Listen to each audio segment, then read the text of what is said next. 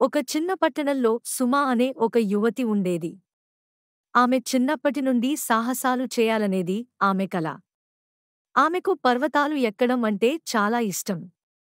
అయితే ఒకరోజు ఆమె జీవితాన్ని పూర్తిగా మార్చేసిన వార్త వచ్చింది. డాక్టర్ మాట్లాడుతూ, సుమా, నీకు క్యాన్సర్ ఉంది అంటారు. ఆ మాటలు సుమాని కలవరపరిచాయి. ఆరంభంలో ఆమెకు చాలా భయం వేసింది. ఎందుకంటే క్యాన్సర్ అంటే చావుతో సమానం అని అనుకునేది. కానీ కాస్త సమయం తీసుకుని ఆలోచించిన తరువాత సుమ ఓ నిర్ణయం తీసుకుంది. సుమ తనలో తాను, నేను నా కలను వదిలిపెట్టను. నేను ఆరోగ్యాన్ని తిరిగి పొందుతాను. ఎవరెస్ట్ను ఎక్కుతాను అనుకుంటది. ఈ నిర్ణయం సుమాని పోరాటం చేయడానికి బలాన్ని ఇచ్చింది. ఆమె చికిత్సలను సాహసంగా ఎదుర్కొన్నది. చాలా కష్టమైన కీమోథెరపీ, వైద్య పరీక్షలు అన్నీ చేసినా ఆమె మనసు మాత్రం ఎప్పుడూ బలంగా ఉండేది. నర్స్ మాట్లాడుతూ, సుమా, నీలో ఉన్న ఈ ధైర్యం చాలా గొప్పది. నీ లక్ష్యం ఏదైనా నువ్వు చేరుకుంటావని నాకు తెలుసు. కొన్నాళ్లకు సుమా క్యాన్సర్పై విజయం సాధించింది.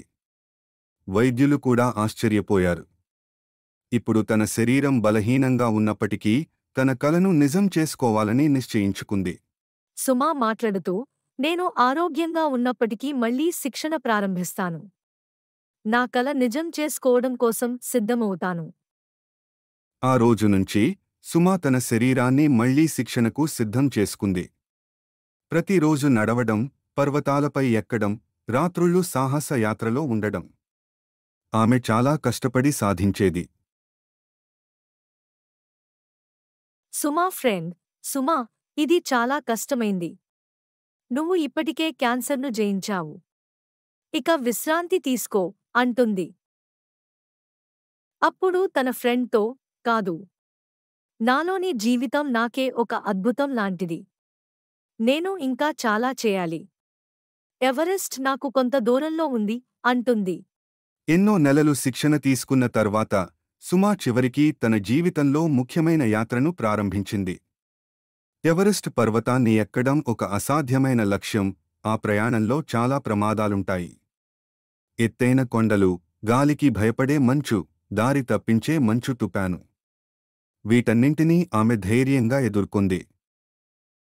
చివరికి ఎవరెస్ట్ పైకి చేరుకునే క్షణం వచ్చింది. సుమా పైకి చూసి ఆమె సంతోషంతో ఉప్పొంగిపోయింది. సుమ తనలో తాను, ఇది నిజమేనా? నేను ఎవరెస్ట్ ఎక్కానా? నేను చేసిన ప్రయాణం వృధా కాలేదుగా అనుకుంది.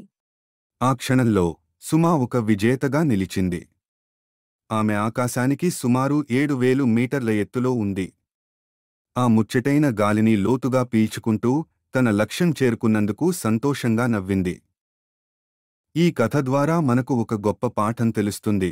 ఎంతటి కష్టాలు వచ్చినా మన ఆశలు, మన కలలను వదిలిపెట్టకూడదు. మన ప్రయత్నం మనల్ని ఆశించిన లక్ష్యానికి చేరుస్తుంది. సుమా కథ మిమ్మల్ని కూడా మీ లక్ష్యాల కోసం సాహసం చేసేందుకు ప్రేరేపిస్తుందని ఆశిస్తున్నాను. మీకు ఈ కథ నచ్చిందా? ఇంకా ఇలాంటి స్ఫూర్తిదాయక కథలు వినాలంటే మా ఛానల్ కార్టూన్ క్యారవాన్ని సబ్స్క్రైబ్ చేయండి. మీకు ఇది స్ఫూర్తినిచ్చిందా? కామెంట్స్లో చెప్పండి.